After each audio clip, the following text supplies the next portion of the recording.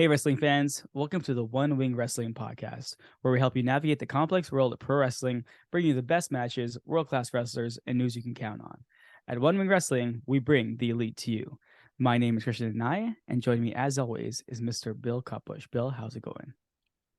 I am enjoying currently this wonderful cup in my Starbucks mug that I bought at the first Starbucks in Seattle, which is kind of cool. It has their old brown logo that has the full-on mermaid on it, which I really think is Oh, cool. I don't think I okay. can show it to you I easily. kind of see it. There it is. Yep, there it is. Coffee tea spices. With my Kirkland brand bold coffee in it. Costco's own brand of coffee. When you get the bold, it's really good. But yeah, so I'm having a good cup of coffee, which makes my day excellent. Though I don't think I'm the one with stuff to talk about today. I think your day has been far more adventurous than mine. How was your day, Well, I Krishna? don't say adventurous. First of all, beautiful day outside. It's absolutely beautiful. Like the weather is like that perfect weather where it's not too hot, it's not too cold, nice breeze blowing. Oh Yeah, no, yeah. I was working today, and suddenly I got a call from my mom saying that she got in a car accident. Now she seemed okay from the call, though she seemed a little bit shooken up. But we're like, okay, whatever. Let's go pick her up. Then we, if you know anything about Toronto, she got in an accident on one of the highways here, so the 427. She told us she was at one spot, but of course, directions here. She told us she was at one spot at 427 in Rathburn.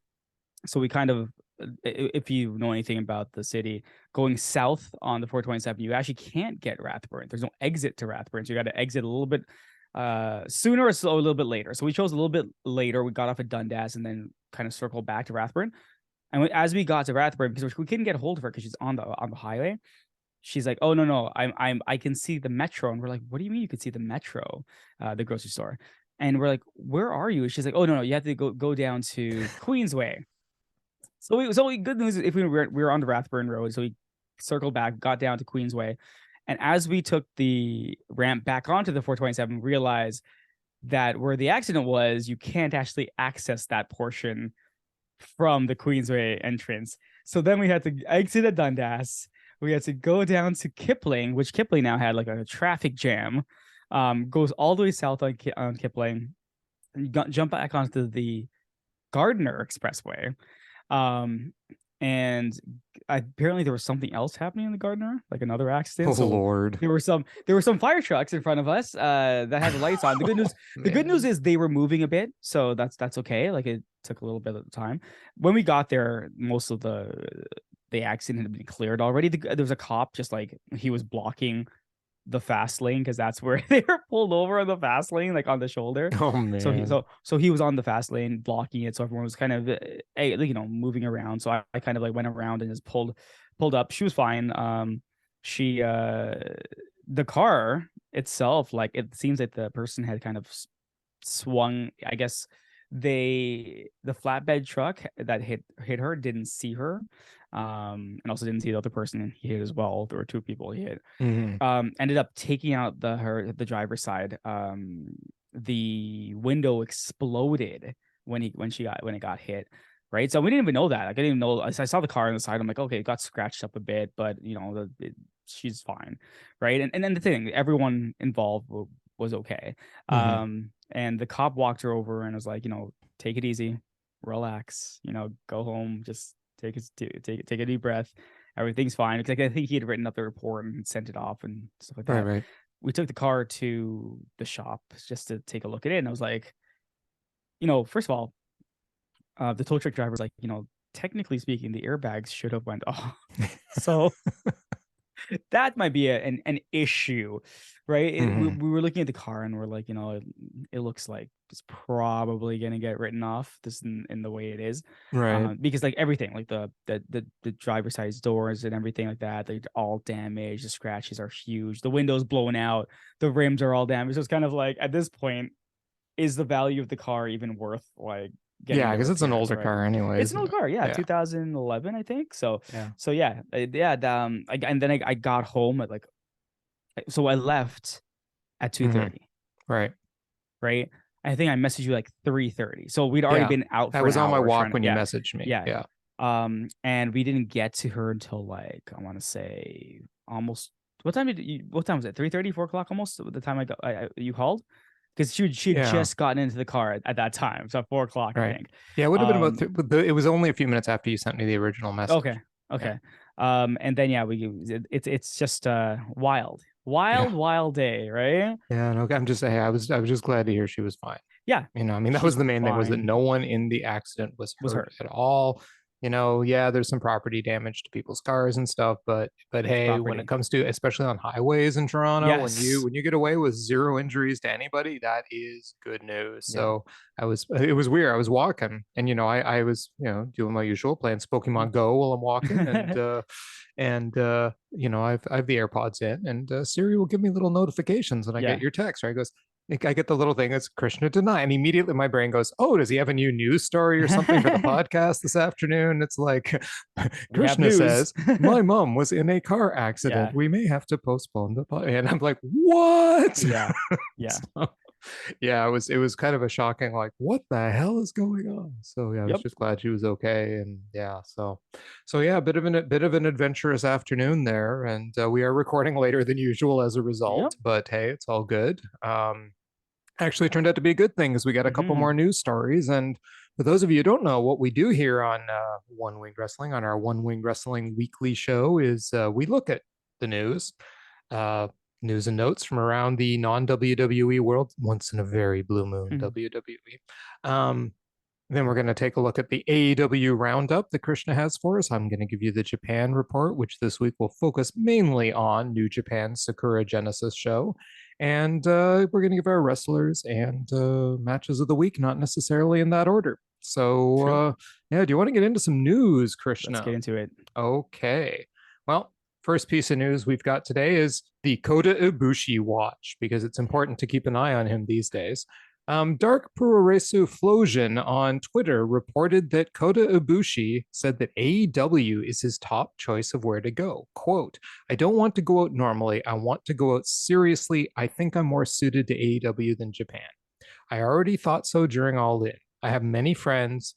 There are even the best tag partners." And it's very interesting, on top of that we have a match coming up on Dynamite this week, when we have the last two members of the Elite standing, Brandon Cutler and Michael Nakazawa, taking on the Blackpool Combat Club.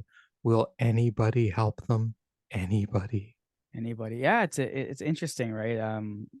We've said in the beginning, like, if Kota Ibushi was going anywhere, most likely it would be AEW. Like, he's tried WWE and stuff like that, and it just hasn't worked out, right? You see what he's done in New Japan, and who he's done it with, like Kenny Omega. So it's like, it just makes sense, right? Even with when we had predicted the Jay White stuff, we're like, Jay White does wrestle the WWE style wrestling, so we wouldn't be surprised. Like, we actually think he'd be a great suiting for WWE, but we never would have been surprised if when he showed up last week. We're like, oh yeah, Jay White's here, right? Because it wasn't a shock to us. I'm just like, oh yeah, Jay White's here now, right? Because it also kind of makes sense, right? If you think about it. So yeah, with the Kota Ibushi watch, I think this is gonna end soon. I'm with you. I think this is gonna end soon. I'm not saying it's gonna end like this week. I'm saying there's going to be an end to this very shortly.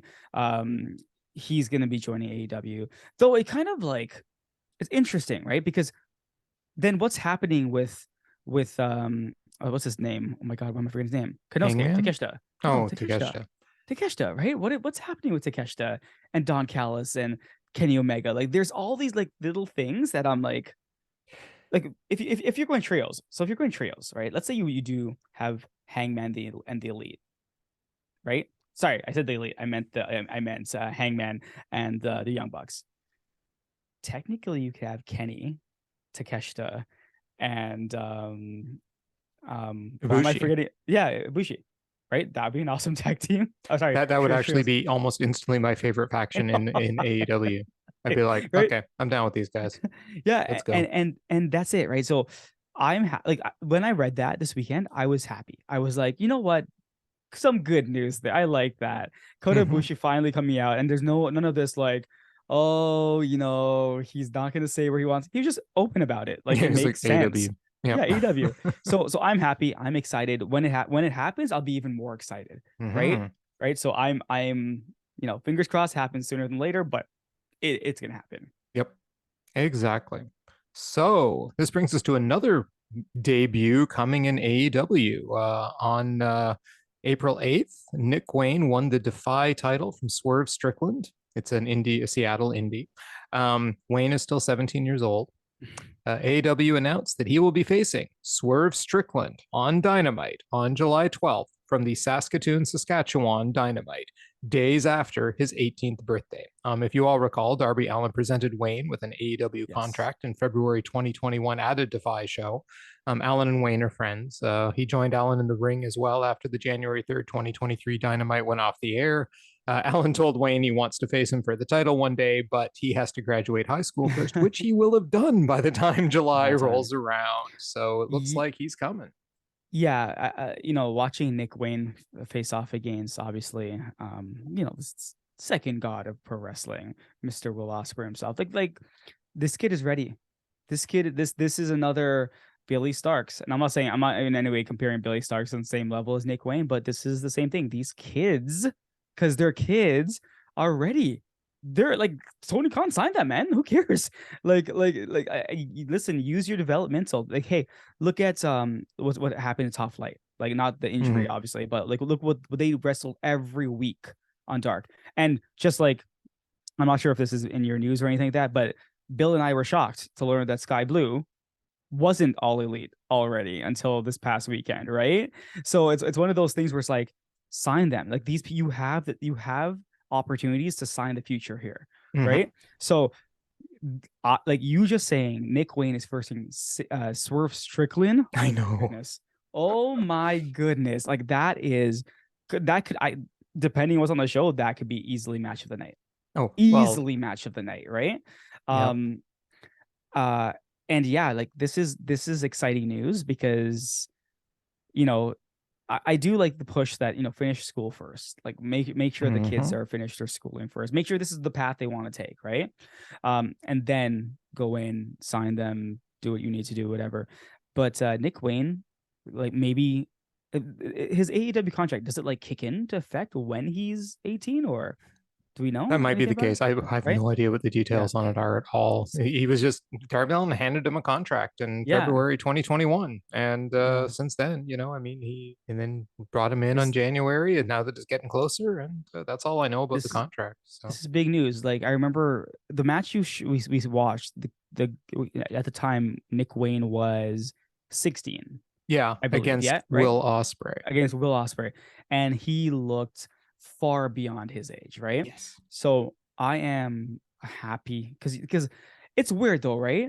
That we've just found two people who are 18 years old. And I know you're gonna say that, in Stardom, for example, they have these young kids already wrestling, but you don't normally see this in North American wrestling. You never really see someone like 18 years old come in, or 17, and they're fighting like grown men, grown women, and stuff like that. And they're kicking ass at and they're kicking ass. Yeah. So I'm glad they're like, maybe Tony Khan is taking a page out of the Japanese playbook, right? Where they're giving these kids shots. So yeah, I'm excited for Nick Wayne joining AEW and fighting Swerve Strickland. I know, right? And I mean, Swerve is a regular at Defy as well, being from the Seattle area too, right? So, and he had the title for quite a while, and Nick Wayne beat him for it. So we don't know yet if this is going to be for the Defy title, but that would be a hell of a push for that indie if their title appears on AEW television. So that would also be fairly cool. Excuse me. Yeah, no, I'm actually very hyped for this. I loved that match that Nick Wayne had with Will Ospreay. It was such a good match and such a good story in it. And Nick Wayne almost pulled it off. So, but he did not, because when Pro Wrestling Jesus beats you, Pro Wrestling Jesus beats you. Yep. If Kenny's the God, Will Ospreay is Jesus. Jesus. In another piece of news that actually just I only got between the time when we had to shove the podcast down, FTR has stated now they are re-signed with AEW. Now they confirmed they've re-signed.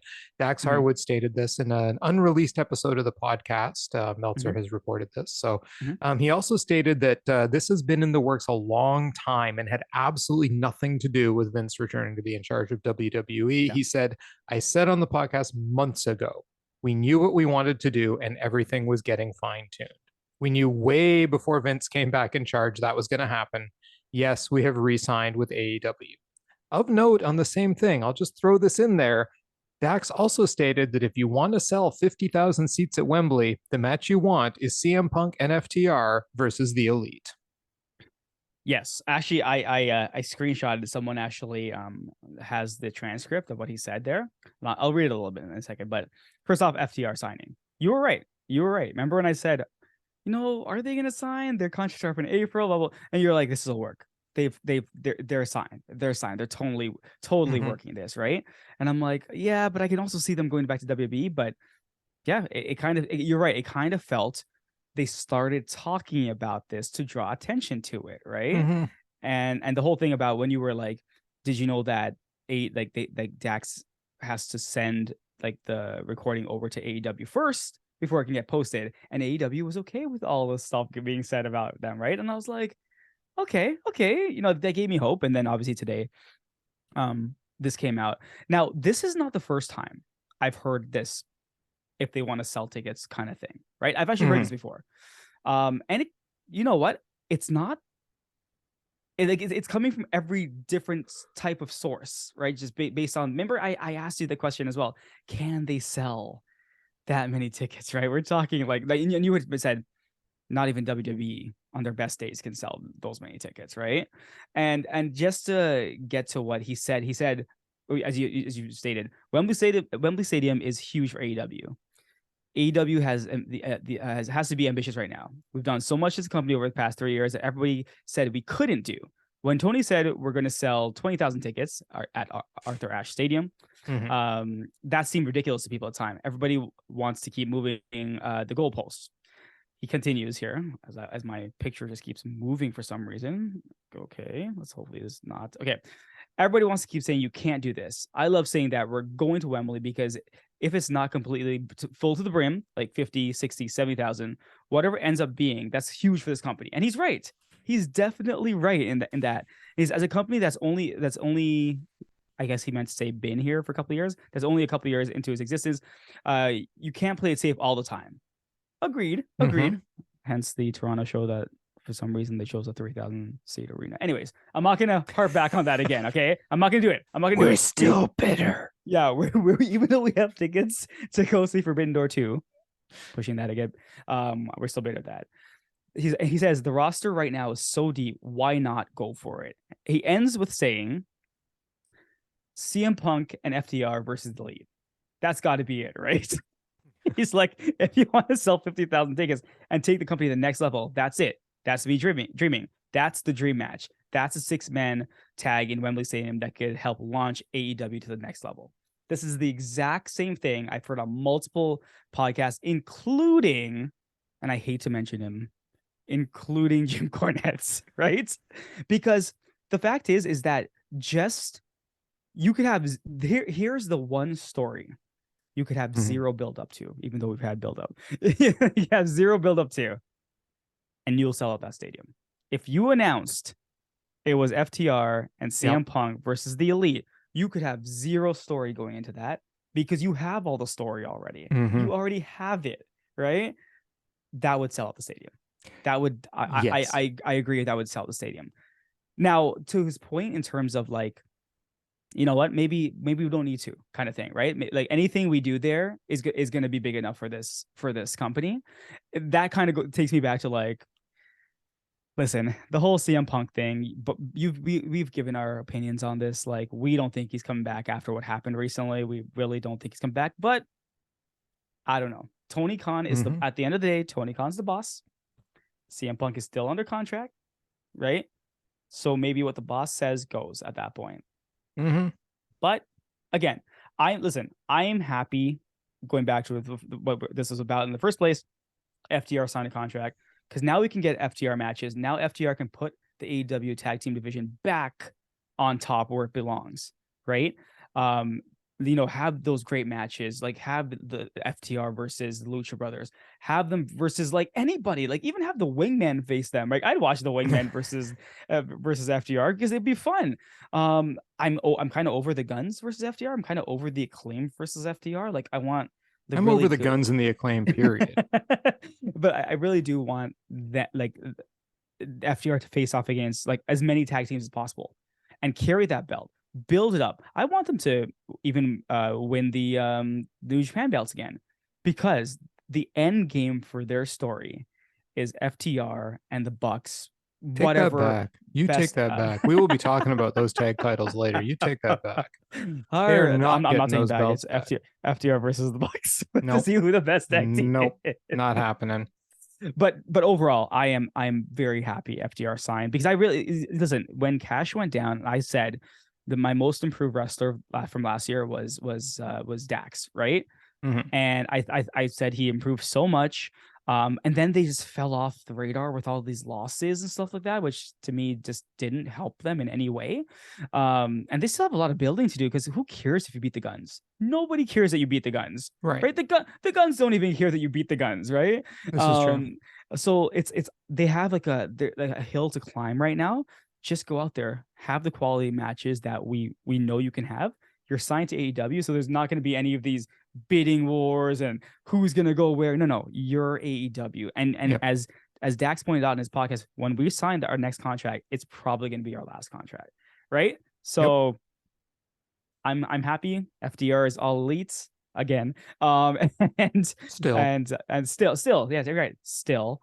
And yeah, I'm excited to what comes next. Yep. No, I'm happy because they're a great tag team, right? Yeah. I look forward to seeing what they do with their title defense. Do I want to see CM Punk and FTR versus the Elite at Wembley? Sure. I mean, if they actually put that match together, I'm sure I'd be like into it. I'd be totally cheering for the Elite. But yeah, I'd it'd be be great. into it. Yeah, it'd be great. Yeah. But there was another individual though who came out today and said that he really wants to be at Wembley Stadium for the AEW show, right? Who's that? That was one Mr. Will Ospreay. He said though he'll face anybody because he just wants to be there and make his dad proud. Aw, he's facing Kenny Omega. Pac. I want him to face Pac. Whoa. Could you imagine that match? Like, yeah, fine. You got the Elite versus FTR and CM Punk. Then who do you put Will Ospreay up against to put on just one hell of a banger of a match? Pac. I agree. No, I totally agree with you on that. I like listen to like I'm not saying that they're from exactly there, but to like homegrown talent, right? But question. I agree with that. I do agree with that. Hey, heck, I would love to see that match, right? Yeah, no kidding. But like, would the fans at Wembley or in London, would they want Kenny versus Will more than Pac versus Will? Well, they're not going to get Kenny versus Will because we're getting Kenny versus Will. We're getting Kenny versus Will part 2. Yeah, but they're not going to do part 3 like just a few weeks later. That's what I was going to ask. I'm like, is it too early to do part 3? Right? Yeah, it's too early to do part 3. Sorry, they got to be special. All right. So no, this is Will versus Pac. Like Will said, he just likes to drop in from time to time, and he loves AEW. So. I think if you're AEW and you want to sell as many tickets as possible, sell the homegrown talent. If Will Ospreay says he wants to wrestle at Wembley, you let Will Ospreay wrestle at Wembley. Like, you'd have to be stupid to sit there and go, "Oh, thanks for the offer, buddy." Sorry, but Will, nah. Our card's full. We got Jade Cargill versus Sky Blue on the card. Sorry, Could you imagine they bump Will Ospreay for Jade Cargill? We have the Wingmen versus the Trustbusters. So maybe next time, Will. Maybe next time. Yeah, we're not interested in selling tickets. We're just interested in making sure that these people end up on the card. Yeah, no. If Will Ospreay says he wants to wrestle at Wembley, then Will Ospreay wrestles at Wembley. I actually want to see Will Ospreay versus Pac now. I know, right? I want it because, hey, listen, and this is us fantasy booking as usual. Let's say this Elite versus Punk and FTR happens. Then yeah, you definitely pull Will Ospreay against Pac, because that would be challenging for basically the what's it called match of the night, match of the year. No, that would be challenging for match of the night. But you know what I meant? Main event. Sorry, it would be challenging. Like, what do you put for the main event? Right?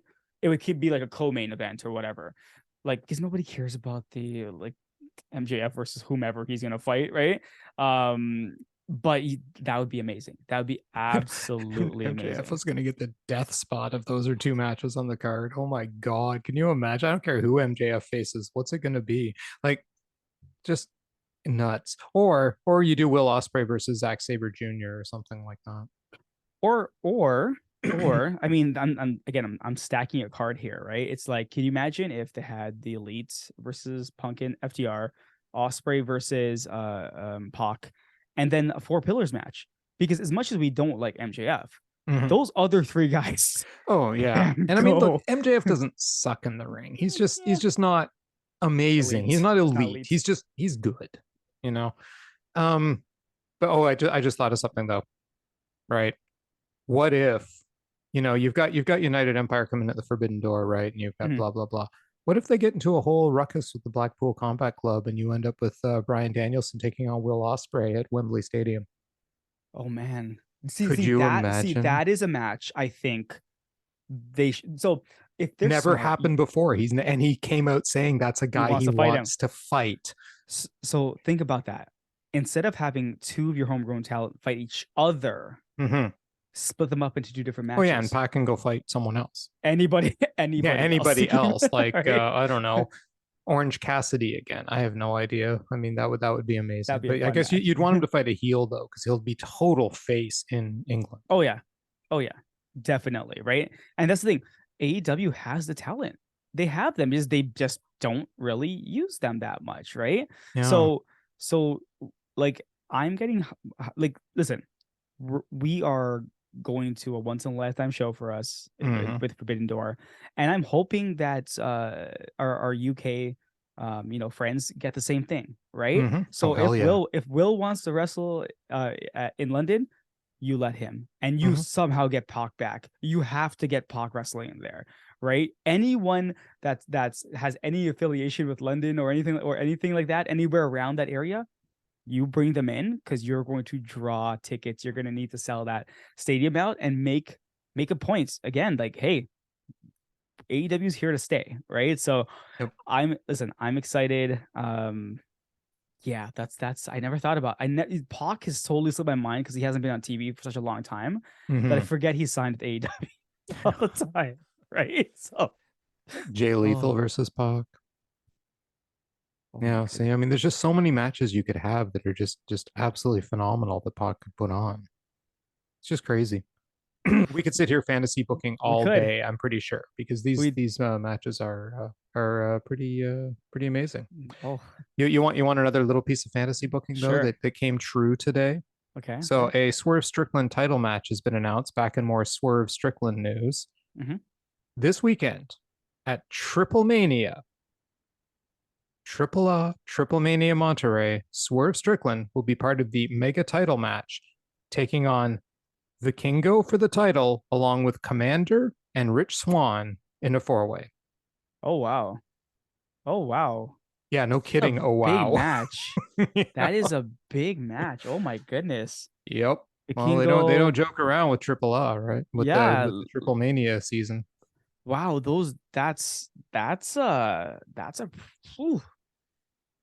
wow, that's pretty cool. That's pretty big, because my problem with Swerve right now on AEW TV is he's not being utilized at all. Well, I don't know what you saw Rampage, right? Oh no, we'll talk about Rampage. We'll talk about Rampage, right? And I'm like, I just want to see him wrestle, right? I'm so over this. Like, I'm with this person now. I'm with this person now. I don't care anymore. Like, just wrestle. But I am kind of hyped for the new one. But anyways, I just we need more Swerve Strickland. At one point, I thought he was hurt. I'm like, is he hurt? Is that why he's not on wrestling that much anymore, or what's going on? He's just not wrestling in AEW. He's still wrestling. Yeah, and he's not. And when he wrestles, he's not. He's wrestling kind of heelish, which is well. The weird thing is, Swerve wrestles Swerve. Doesn't matter what he is, right? But it's just not the same. So that, you know what, I'm happy. I kind of hope Swerve wins that match. I know he's not, but I hope he wins that match. I hope they're building to Vikingo versus Kenny Omega again for that title at Triplemania. Probably Triplemania Mexico City at the end of the tour. Does Kenny take that? Oh my goodness. I just listen, we need the belt collector back. That's all I I have know, to say. right? Exactly. He can go win the Defy title from Nick Wayne in Saskatoon. Beats him up and takes his title away from him. Belt collector. He's got to go to all the indies. I want to see him come to Smash Wrestling. He can take on Kevin Bennett. Kenny Omega versus Kevin Bennett. Book it. It It would be a that would be phenomenal hilarious. match. And It phenomenal. would be Kevin so Bennett good. can go. He's good. He's really, Yeah. really good. And imagine seeing Kenny live. Listen, I'm still shocked that we have tickets to see what we're gonna see, and we're gonna see Kenny live. And listen, it's gonna be amazing. I'm just like I'm over the moon basically right now. Do you know what I wasn't over the moon about this week? Let me hear. Tam Nakano got injured. There was a press conference hyping up the Yokohama match between Julia and Tam on April the 23rd, I believe it is, for the red belt. Tam Nakano being the challenger for Julia's title. And of course, they got physical at the press conference because that's how these things roll sometimes in Stardom, but it got bad. And what happened was Julia headbutted Tam. Now, Julia headbutts pretty hard, right? I mean, these are pretty hard headbutts. You can hear them, right? She got hard way blood out of Tam. Like Stardom has a no blading policy. You are not allowed to blade in Stardom. Tam, there was a nice river of blood pouring down her face, and it was from the freaking headbutt, which is just nuts, right? She opened her up. Then during their match on April the 6th in Sendai, Nakano's cut was busted open again, brawling, and this was of course then used. Tam was briefly hospitalized, and it took stitches to close the cut. You should see her face, right? I mean, she has like an egg-sized lump on her forehead from where the headbutt hit, and the cut's in the middle of the egg-sized lump. So yeah, it was something else. I'm not thrilled with this because I really don't think we need head-to-head shots in any wrestling promotion. Like, agreed. Tam Nakano is one of the best wrestlers on the face of the planet, and so is Julia. Yeah, and they don't need to be messing with their careers like that. Like I get it builds the drama for the match, but for frack's sakes, pull the headbutt. Yeah, concussions are real. Remember we asked this question: is it necessary? Is it necessary? Like we talked about the Dante Martin injury, the freak accident. It was an accident, but that spot was so unnecessary, right? I don't care how many times you practice it; it's unnecessary. What happened with Julia and Tam, was that necessary? Could you not have just punched her or something, right? Or pulled the headbutt? For the love of God, we wouldn't know the difference. You don't need to connect head to head. But listen, probably an accident. Well, right? the hard way blood will have been an accident for sure. I don't think you meant to hit her that hard. But shots to the head, as we always say, right? Like, guys, concussions are real. Adam Cole was out for a year with a concussion. Yep. He thought his career was over. Yeah, it's not a joke. It's not a joke anymore. No, not remotely. And it's and I mean he's gone over that extensively now on that new show, right? And what's All Access? Yeah, All Access. Access, And it's just we don't need these kind of headshots in wrestling anymore, right? I mean, for the love of God, you can fake a headbutt, you can pull a headbutt, and it still looks good. I mean, these people know what they're doing. And it was completely unnecessary, right? It's just, and I mean, it's building the match, and man, I am looking forward to this match. But I was looking forward to it anyway because Tam and Julia's rivalry goes way back. I mean, Julia lost her hair to Tam, so So this goes way back. These two fighting each other, they do not like each other. Storyline, and it's not quite the same thing as Maya Yukihi, where it's a legitimate like blood feud with Julia, but Julia tends to play a bit of a hard ass psycho, so I mean it fits her character. But I mean, and man, if you needed to babyface Tam anymore for her to come back from that and keep fighting, it was lucky she was wearing a red dress at the press conference because of the amount of blood that was on her face. But oh my God. Yeah. So the injury is not serious. It just apparently is stitches. There is no indication she's actually concussed. Mhm. And man, like the pictures, just go on Twitter and look at them. She put them on her Twitter account. It's like, oh my God, man. But Kawaii of the Cosmos, indeed, with a gigantic lump on her face. So You, yeah. yeah, How? like it's like headshots are banned for most sports anyways. Mhm. Like there's no need to have it in. Listen, wrestling, we know it's scripted. We know it's not boxing or UFC or whatever you want to call it, right? Like where you literally have to hit people in the head. You don't need to do that. Like you No. have moves you can pull like regardless of one, maybe I don't know what it was Julia trying to show that, Tam's the baby face, whatever. But yeah, you don't need it, especially when like look what happened with Don Callis, right? Mhm. It was an accident. Yeah. He hit his own head. But can you imagine if Moxley had punched him and opened him up like that? Moxley probably would have felt totally terrible Oh, about doing that, right? he would Because have felt wretched. Yeah, no kidding. exactly. So it's like we like even that like I'm not sure if it was that much blood, but probably it was when like the equivalent from Yeah, I don't think it was quite the Callus level. Callus was wearing a bloody mask after yeah that. I mean, that yeah cut yeah yeah gushed. This wasn't yeah quite as bad as that because I yeah. guess it was sort of like hard way from the middle of a lump. Oh All oh right. my god, yeah. Yeah. I mean, seriously, the lump is a good 2 inches wide. Right. I mean, it That's was insane. nasty looking. That's insane. Yeah, it looked like a Absolutely insane. boil growth out of her forehead. It's yeah, Ugh. it was bad. But yeah, I really hope they just stop that. Get rid of chair shots to the head, any kind of Yeah. shots to the head. Yeah, you don't Headbutts, head to head collisions should be, we're not a over thing. that. We're over that. Like Yeah. we're past that. Yeah. When you see a guy do a brain buster, you're like, "Oh my God," but you don't understand how much protection they've Oh, done. hells yes. These guys know what So the hell they're yeah, doing. These moves are safe. so like the concerto that Edge and Christian give, um, Mhm. they don't hit the person at all. News flash, it doesn't actually kill No, their head. no. It's probably one of the most protected moves that you can actually have put Yeah. on you, And I mean, right? I watch Julia and Tam plant each other on the. It looks like they're just getting hit in the head all the time, right? With Yeah, some of these pile drivers and Michinoku drivers and all kinds of other stuff, and they're safe. They're fine.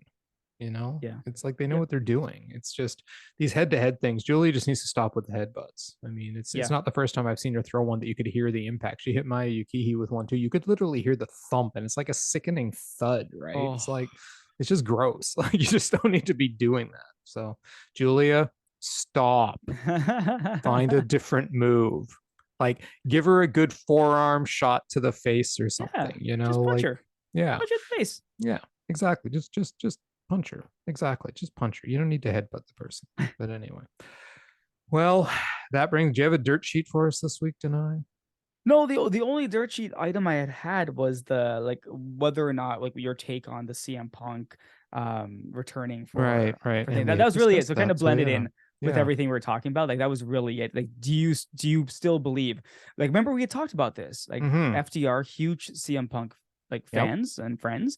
So I thought that them signing was kind of like Yeah. so, and that could have been it as well. Remember, as you said, Dak said this has been in the works for months. Mm-hmm. This CM Punk idiot comment only happened like last week, right? Yeah. So again, who And, knows? and you never know, right? Like if Punk did delete it very quickly, we don't know what goes on behind the scenes. We don't As know what's been said behind the scenes. So Mox pointed out, mhm. why do people care about a drunk tweet someone put up Yeah, accidentally, although we know right? CM Punk wasn't drunk, but Well, exactly, but you know what I mean, right? Like, yeah. who cares about some stupid drunk tweet, right?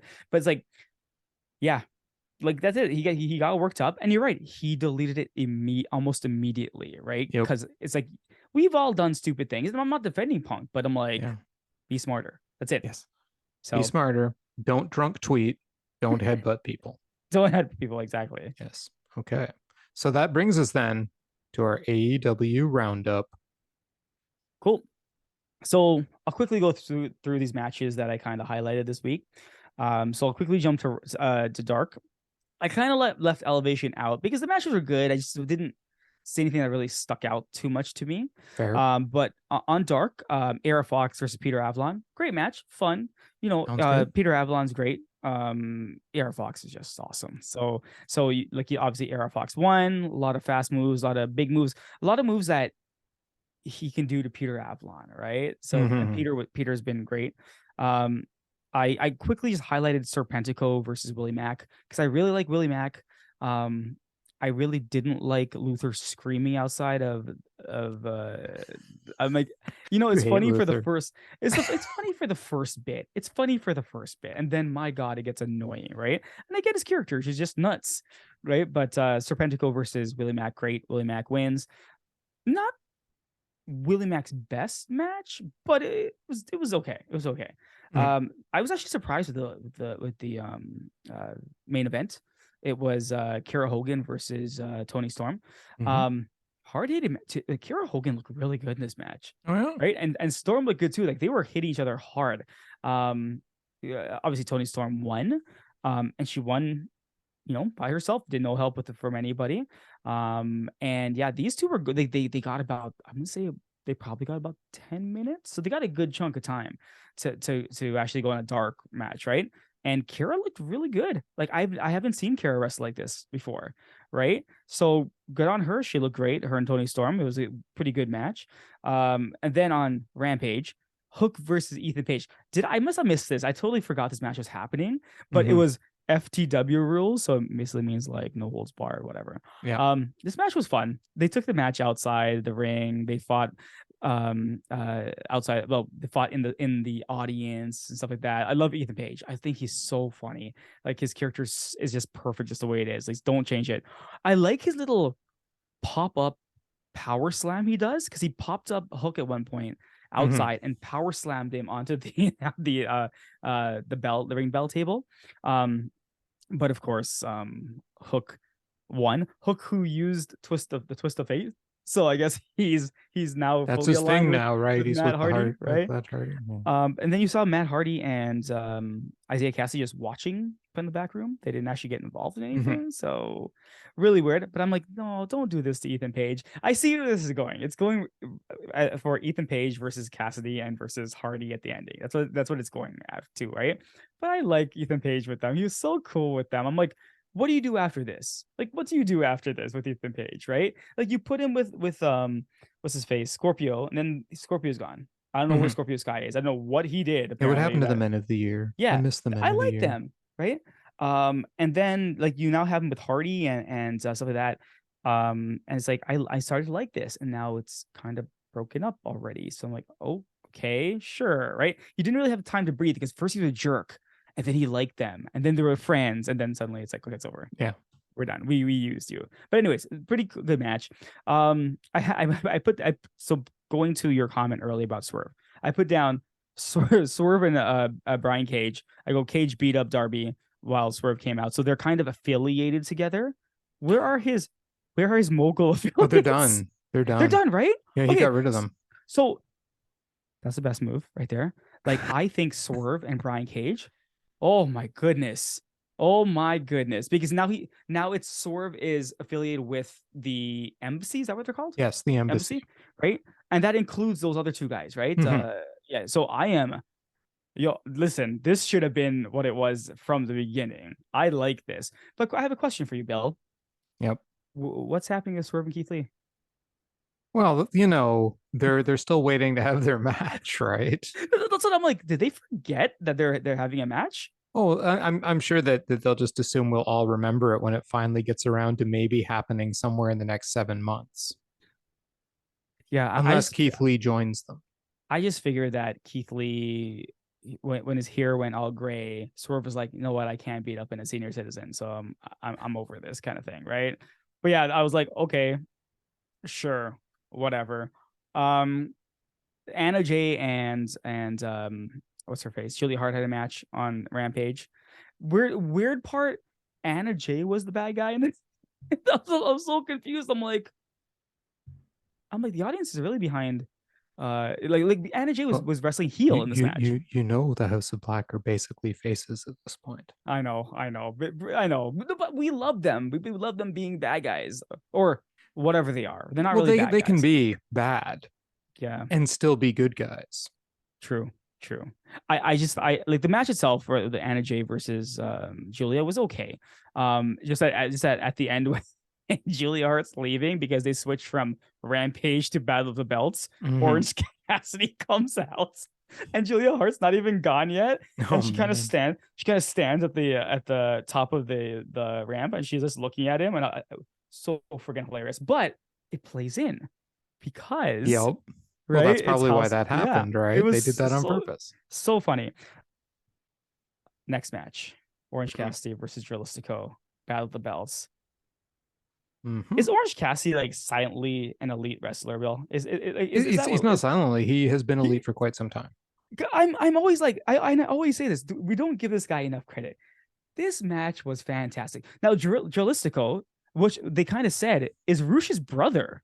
Yeah, he's a member of LIJ, and Yeah, I didn't I'm know he was sorry, Rush's brother. not LIJ, but you can tell I've been watching a Yeah, lot yeah. of New Japan. LFI. Yeah. But I know Dragon Lee is Rush's brother, right? But I Mhm. didn't know Drilistico was also his brother. Rush has lots of brothers. Okay, you can have more than one Now, brother. now I get it. Now I understand. Now I'm gonna think everyone is Rush's brother, right? Everyone Um, is Rush's brother. He's just that friendly. but Drilistico, ex WWE guy, right? Yeah. He used to I forget his name, whatever it was in WWE, but he's awesome. This guy Yes, is he is. good. He did this like Hurricanrana where Cassidy was standing on the middle rope, and then he kind of jumped off another rope and got him and flipped him into. I was like, what just happened there? Like, what is going on right now? I love this match. I loved this match. Orange Cassidy versus Jalisco. Great match. Next up, which I thought was a very funny segment. I don't know how you're gonna like this one. Mark Briscoe is approached by Jay Lethal to join to join him. Yeah. So I love how Mark Briscoe looks. He's like, yeah, you're right. Everything you're saying is right. We had great matches. We're friends. We're family. Why wouldn't I? And then Mhm. everyone else comes into the screen, like Jeff Jarrett, and you can just the look on his face is like, what the heck did I just do, right? But I see where it's going, right? Like, so, but you know what? The more Mark Briscoe I get, the better it is for me. I love Mark Briscoe, so I was cool with this. Jade Cargill versus Billy Starks. Again, this girl's 18 years old. Yep. Now, this was not Billy Starks' best match. There were some moves that were kind of okay. I see where you're trying to go there, but I don't know if I blame Billy Starks 100% for this at all. Just saying, you know, I've been praising her for a while now. I was like, this girl has great matches, right? But yeah, it was a good match. I mean, it was good. It's just I was kind of happy to see her here. And again, just pointing out, she's 18 years old. This is a phenomenal that AEW is doing this. But she just became at the end, it's just a number on like a notch on Jade Cargill's belt. Really, that's all it was. So it's kind of like, all right. And then Taya Yeah. Valkyrie came out, and I'm like, I don't care about this. Why do we care about this? Anyways, last but not least, If you want to see a better Billy Starks match, go watch her match in Tokyo Joshi Pro Wrestling from the event they just held in the US on WrestleMania weekend. Okay. I believe that she's great. She's great. The last match, and I think this was the main event. The Lucha Bros, who I totally didn't realize had the Ring of Honor tag team belts. The Lucha Remember, Bros. they won the ladder match. Yes, I totally forgot. I was so concerned about what's his name, Dante breaking his leg. I forgot. Okay, The Lucha Brothers I forgot about had who the won the titles. belts. Yeah. Versus QT Marshall and Will Hobbs. This is a fun match. This is just fun. Like, you have QT being QT. You have Penta, who for some reason just can't stop taunting. Penta's like the wrestler that you use in the wrestling games, and all you're doing is you hit the taunt button every time you do something. Right? You could punch a guy in the face, you hit the taunt button, and he dances around everybody. That's what Penta and is. annoy the hell out of ours. Yes, exactly. Like, why won't you stop dancing? But I mean, like you Penta being Penta, Ray Phoenix just being Ray Phoenix. Like, that's all I have to say. There's nothing else I could say more about Ray Phoenix. He's just like on, again, elite level wrestler. Yes. Good. I really enjoy this match. I really enjoy this match. Now, it wasn't my top match of Rampage. Obviously, I kind of said that Cassidy versus why was I gonna say Serpentico when it was Drilistico? Drilistico. But the matches on belt again, no bells changed.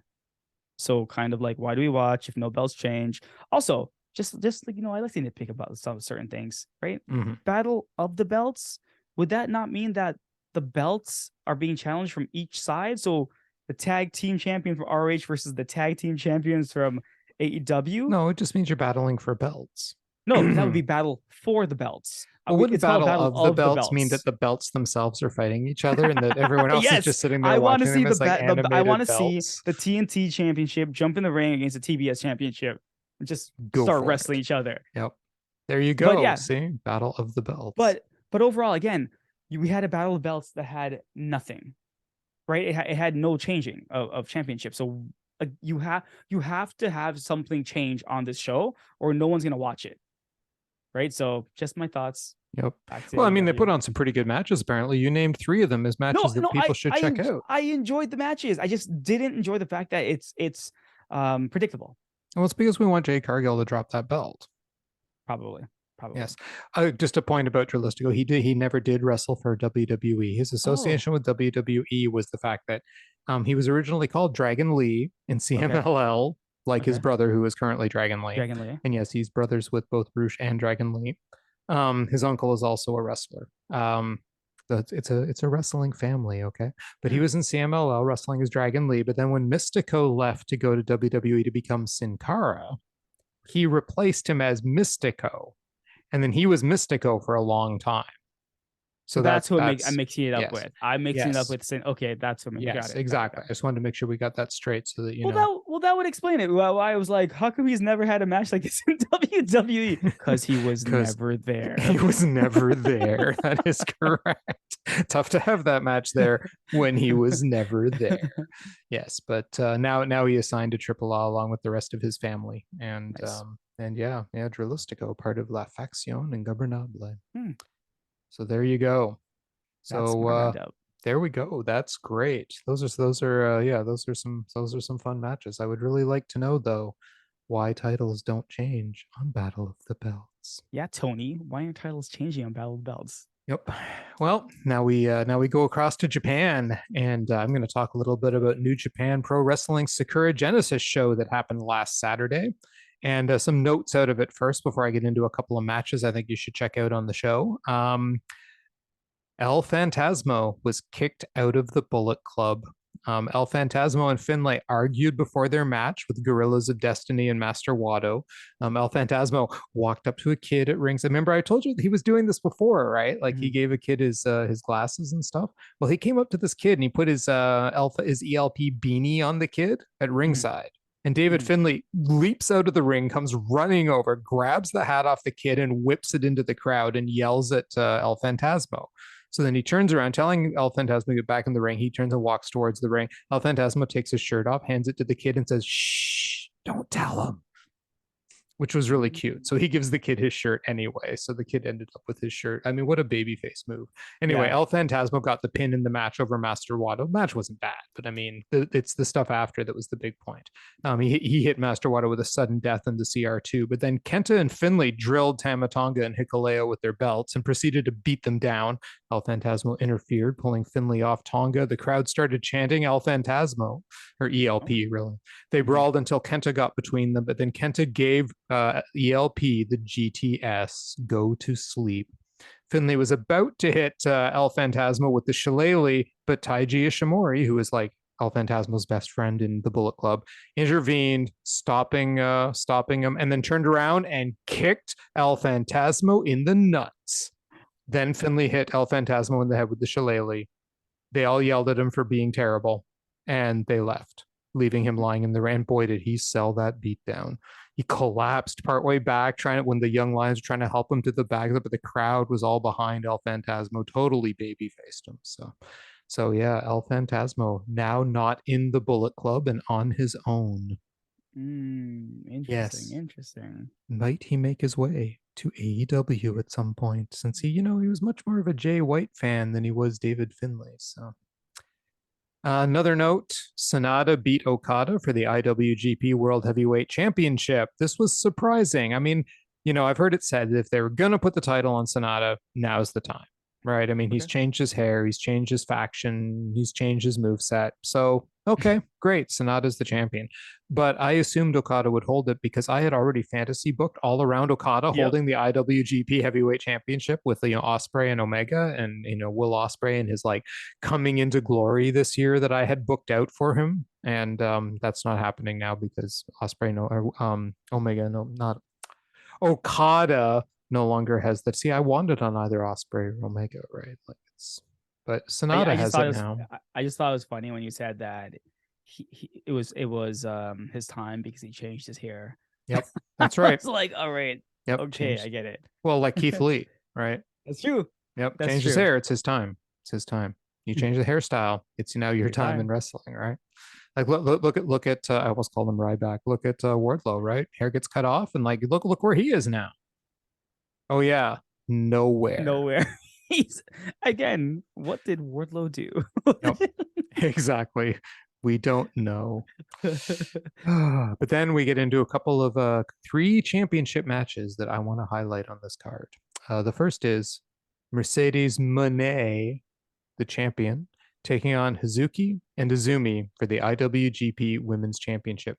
Now, her feud with Izumi is based on the fact that she called Izumi AZM and then goes to shake her hand in the ring to start the match. She goes, AZM. And she goes, I'm not, not AZM, right? Izumi.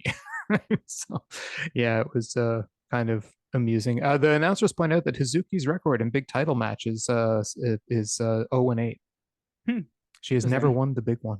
It's kind of an ongoing thing. Izumi, they point out, though, 20 years old, 10-year ring veteran, and has held the high speed championship for over 400 days, including setting the record for number of defenses during that time, too. So this is not a not fighting champion either.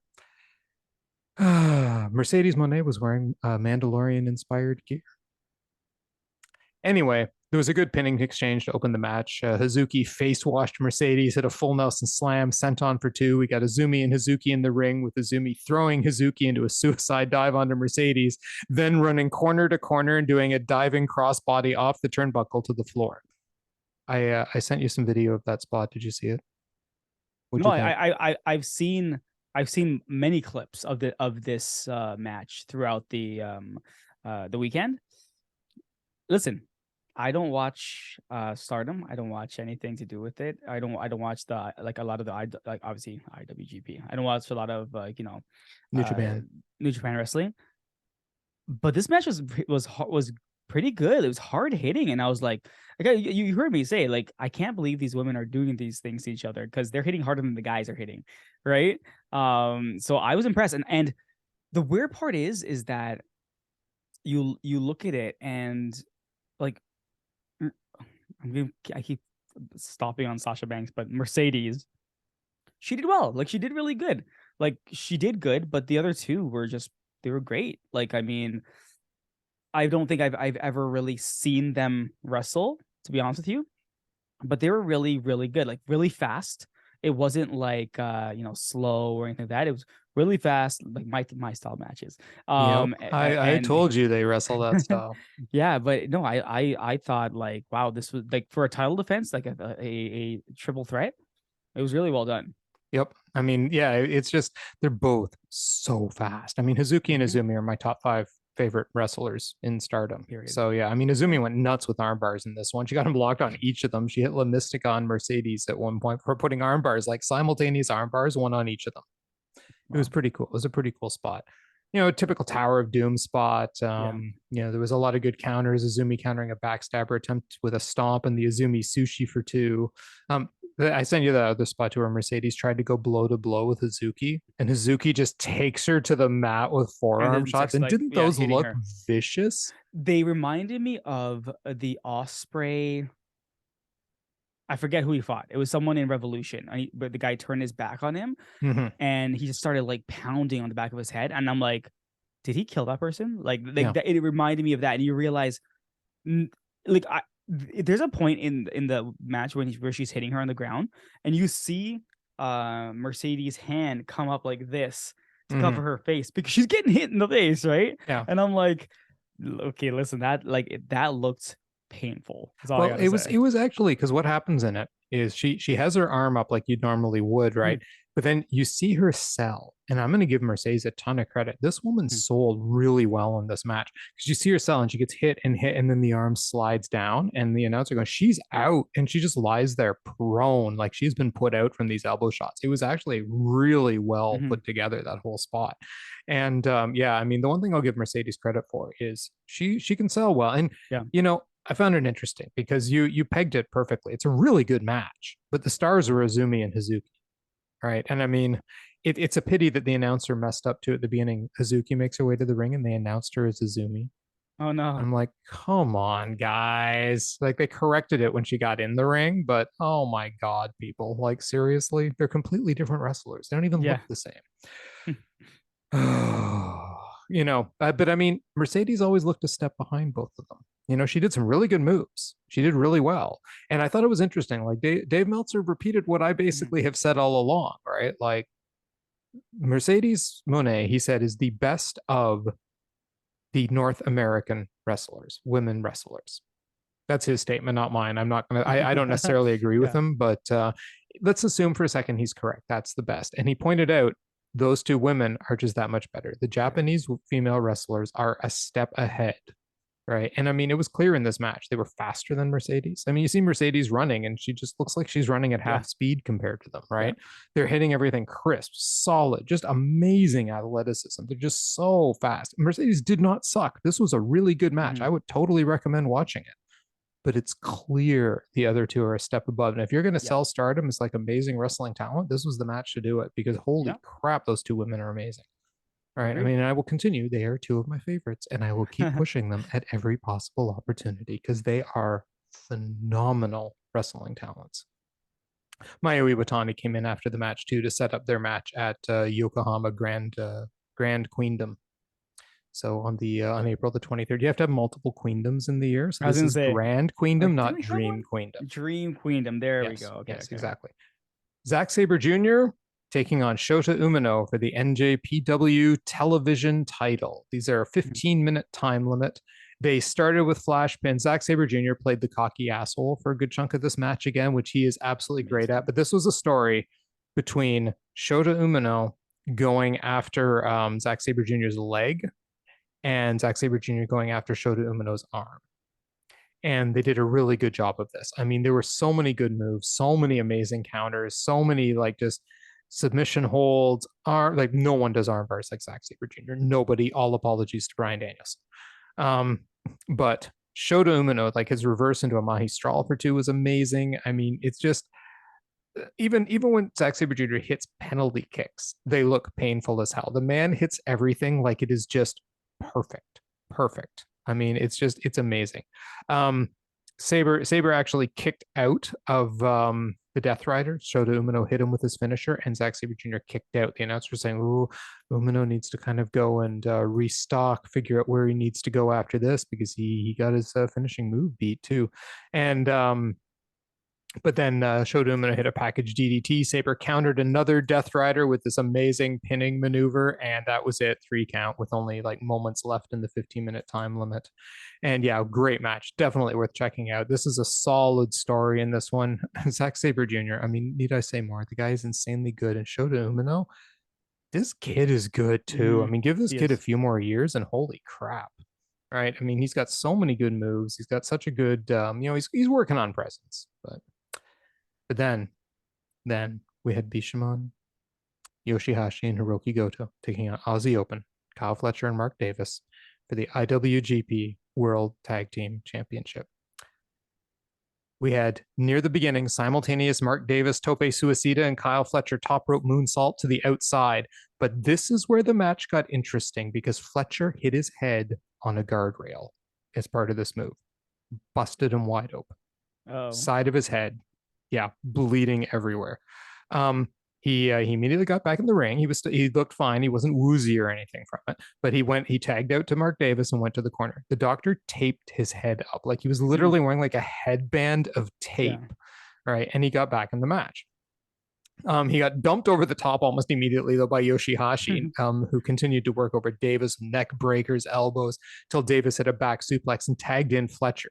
Fletcher came in and absolutely smoked Yoshihashi with a high kick. I mean, this was an amazing high kick. The announcers kept comparing him to a young Will Ospreay in this match, like with his work dedication and his style.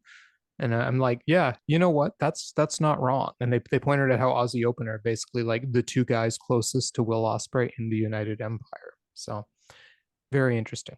Anyway, they launched a high. He hit then a launched kick with Mark Davis. They double teamed with a launch kick and a launch cutter to Yoshihashi for 2, and the crowd starts chanting loudly Aussie Open, which is interesting considering they're in Japan, right? Aussie Open then goes for a double lariat. Yoshihashi dodges and hits Fletcher with a code breaker. Fletcher's blood has come through the tape at this point. Yoshihashi gets the tag. Goto goes after them both. Davis gets dumped out.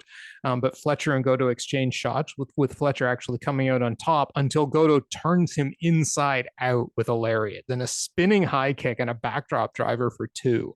And it was just a crazy spot. He then dropped Fletcher with a forearm to the wounded side of his head, and Fletcher keeps fighting even though he gets double teamed. Goto hits Fletcher with an Ushigoroshi and then sets him up for their finisher, but Davis intercepts.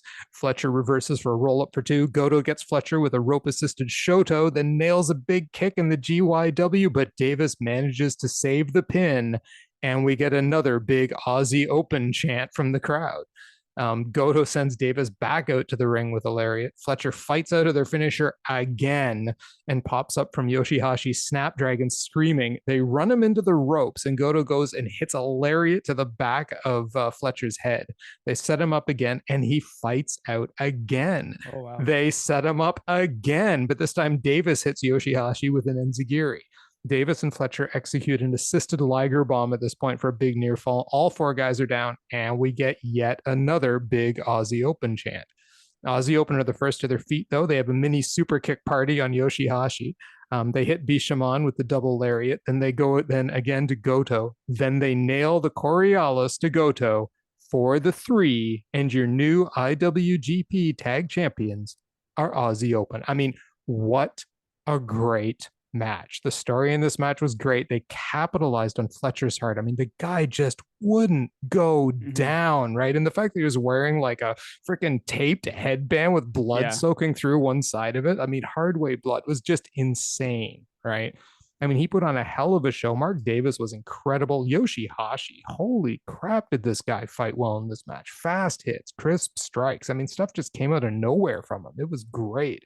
And Goto, his hard hitting and stuff, this was definitely a match well over 4 stars. I'd probably give it 4.5, maybe as high as 4.75. Great match. Highly recommended. Match of the show. Check it out, people. Definitely worth it. Speaking of IWGP titles, there has been an IWGP US title tournament announced. We have announced that on April 9th, Omega will be facing the winner of a 4-man tournament, with the number 1 contender being decided at Dominion on June the 4th. The participants are Hiroshi Tanahashi, Lance Archer, Juice Robinson, and Will Ospreay. Archer versus Robinson will happen in the US at the Philadelphia show on April 16th. Tanahashi versus Ospreay will happen in the US show in California on May 21st.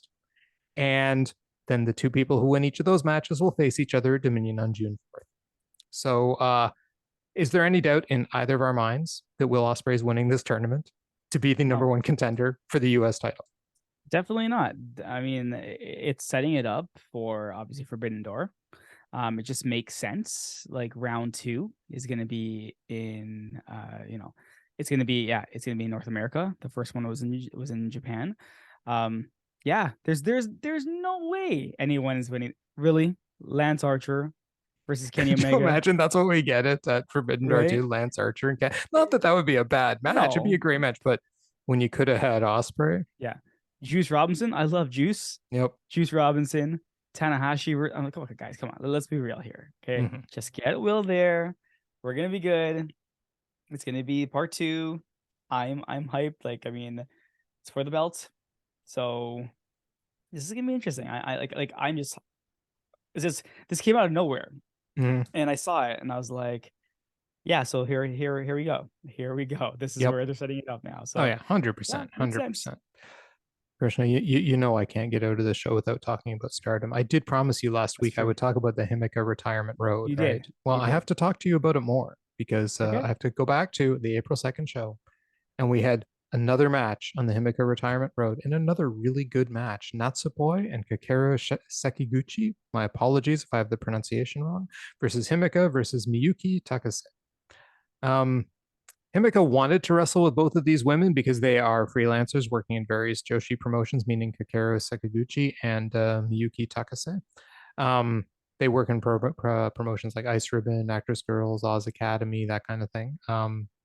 This was a pretty standard match for Natsupoi these days. She got her ass kicked for a very long time. Natsupoi versus Miyuki was a lot of fun. They're both insanely fast. Himeka actually kicked her own partner in the stomach at one point and body slammed her onto Natsupoi for two. So like literally kicks her to get her in a thing and then body slams her onto her. I'm like, okay, that wasn't very nice. Miyuki did a long leg scissors, rolling Natsupoi around in circles for a near fall. Himeka had Natsupoi in a camel clutch for a long time and propped her eyes open, which was kind of funny. Sekiguchi finally managed to interfere. She had a great run against Miyuki. I mean, these two women got a chance to show off in the Stardom ring, and it was really good. A great armbar spot. I mean, it amazes me how much talent there is in Japan among the women there. It is just insane. Sekiguchi and Himeka went at it really hard. Himeka really took it to her at the end, but just couldn't get the pin, and the match ended in a time limit draw. This was great stuff. I'm continually impressed by everyone I see. I mean, phenomenal talents.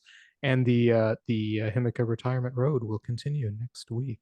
The semifinals and finals of the Cinderella tournament will be happening on April the 15th, so just 5 days from the day we are recording this, so Saturday. Oh yes, and one last thing, the Yokohama Grand Queendom card has been announced. There'll be a rumble. There'll be celebrity Fuwa-chan and a mystery partner facing off against Utami Hayashishita and Miyu Amasaki. We have Tekla and Club Venus and a mystery partner. I hate Club Venus. Taking on Oedo Tai in the form of Natsuko Tora, Momo Watanabe, Saki Kashima, who's amazing, and Ruaka. We have Starlight Kid and the, I think she's now coming to Stardom, May Sarah, who is a wrestler, I believe, from oh, okay, I'm gonna get it completely wrong, so I'm not even gonna say. But she was working for a different promotion. It seems like she's coming to Stardom now because she changed her name to come here as well. Versus Mei Suruga and a mystery partner. So lots of mystery partners in this one. Himeka versus Maika, and guess what? The Himeka Retirement Road match. But this is her final match ever in Stardom. There is one more match after this where she will be fighting with Pro Wrestling Wave, you know, the promotion that Hikaru Shida wrestles with. She's going to be on one of their events as her final match ever. Oh, she came from Wave originally. So yep, but this will be her last match in Stardom. We have 7-Up, Nene Takahashi and Yu as the champions, taking on the New Eras, Mirai and Ami Sorai for the Goddess of Stardom Tag Team Championship. Prominence taking on Kairi, Natsupoi, and Saura Anu for the Artist of Stardom Trios Championship. Suri taking on Chihiro Hashimoto. If you recall, I've talked about Chihiro Hashimoto. She's the one who comes from Oz Academy, I believe it is. And no, not Oz. I'm going to get all of this wrong, you know, so I'm not even going to say it. She comes from another Sendai Girls. That's it. And powerhouse, absolute powerhouse. She's destroyed Mirai in an event I talked about not that long ago. And yeah, she's taking on Suri. She's finally facing Suri in what is their rubber match in their ongoing career series. We have Mercedes Monet taking on Mayu Iwatani for the IWGP Women's title, where she will lose the title to Mayu Iwatani. I am going to. This is the bill guarantee on this card. Saya Kamatani is taking on Mina Shirakawa for the Wonder of Stardom title, and we have Julia versus the sadly headbutted Tam Nakano for the World of Stardom title. Can't wait for this one. They are actually counting on a number of outside buys due to the presence of Mercedes Monet for this pay-per-view. So we shall see, but I know I'll be watching. And that is our Japan report this week. Nice. And this brings us to our match of the week. Krishna. Yeah, so I mean, I didn't see the entire women's match from the New Japan show this weekend, so I can't really judge the entire thing. But the match I had the most fun with this week, surprisingly, was I shouldn't say surprisingly, was the Drilistico versus Orange Cassidy match from Rampage. It was just so much fun. Because I think on Dynamite I had chosen what's his name, Sammy versus Commander. what Commander, and it was fun match. But you're right, Commander really just run around the top of the ring a lot. Whereas like Drilistico versus Cassie was just a great match. It was so much fun. It was them. It was Cassie being Cassie. Drilistico again, first time I've seen him clearly because I thought it was somebody else. Did a fantastic job. And yeah, I thought these two just knocked out of the park. So much fun, and I'm giving them my match of the week. Very cool. It was a good match. It was a good match. But in my humble opinion, not as good as Aussie Open taking on Bishamon. That match was outstanding. Aussie Open has the IWGP tag belts, and they're not going to lose them to FTR. So I have no All concerns right. about that in the world. Yeah, crowns up. What a great match. I enjoyed it a lot. I would highly recommend anyone checking it out. It is my match of the week. Nice. Which brings us to our wrestler of the week. Rest of the week, I'm gonna actually give this one to Drilistico this week, just because I thought it was somebody else. Clearly, he wasn't. And he was great. He was absolutely great, right? He reminds me of like a Ray Phoenix style wrestler, just obviously luchador, but fast and just it's so good. So yeah, I'm gonna give Drilistico my rest of the week. Very good choice. He is your style of wrestler. He is my style of wrestler. Fast and flippy. Yep. Which is why I think you'd like Azumi so much, right? I I know. mean, I she know. is I've fast heard. and flippy. So, but she can also wrestle. Not saying Drilistico can't, but I'm just saying. Azumi's pretty great. Azumi and Hazuki are my honorable runner-up mentions because they put on such a great show in that match, and I think that was impressive unto itself. Basically, if you want to highlight stardom, like I said, those are two of the women who can do it for you very well because both of them can wrestle insanely well. And yeah, but my wrestler of the week has got to go to Kyle Fletcher because his role in that match, okay, as good as Mark Davis was, as good as Yoshihashi was, as good as Hiroki Goto was, Kyle Fletcher was the highlight of that match. I mean, first of all, taking that shot to the head and bleeding and then getting tape wrapped around his head, but then the heart he showed in that match and the moves he pulled off, that freaking high kick that he just destroyed Yoshihashi with. I mean, his counters, the way he was getting out of their finishing move constantly, and it was so good. I enjoyed the match so much, and I really enjoyed Kyle Fletcher. He had such a great presence. He was the star of the match, right? And I can see what they say about him being perhaps like a young Will Ospreay, and may have learned an awful lot from being an Aussie or in United Empire with one Will Ospreay. So yeah, good job by Kyle Fletcher, my wrestler of the week. Nice. Yep. So that was our week of wrestling. We look forward to more stuff happening, especially in the Will Ospreay, Kenny Omega world. See what happens on Dynamite this coming week when we have my boy there, Brandon Cutler, and Knack. poor Knack, taking on the Blackpool Combat Club. Oh, Claudio and Mox. Oh my Yep. God, they're gonna get killed. They are going to be killed, but I think that's the point of the match. Yeah. So Did you watch Being the Elite this No, week? I haven't seen it yet. So they're playing the beatdown the Hangman took, and this is after like Brandon Cutler sings a song about standing up, to the bullies and stuff like that. Yeah. Knowing the match can get announced, and it shows Nick and Matt just watching it from separate I guess the houses, and they're just watching, and you see Nick is all bandaged up because I guess he had hurt his shoulder or something like that, and Matt's wearing his bicep thing, and they're watching, and all you hear is Danielson saying, "You have no friend, no one loves you, you don't know what love is, Yeah. right? No one's gonna come out and help you." And then they turn it off, or then it stops, and then it goes back to both of where they were both sitting, and Nick's bandage is on the chair, and Matt's bicep thing is on the chair, on another chair, and they're just gone. So it looks like something's happening this week on Dynamite. So we'll see. Yep, we will see. Excellent. So I look forward to that. But for now, as the great one always says, Goodbye, everybody. And good night. Bang. Good night, everyone.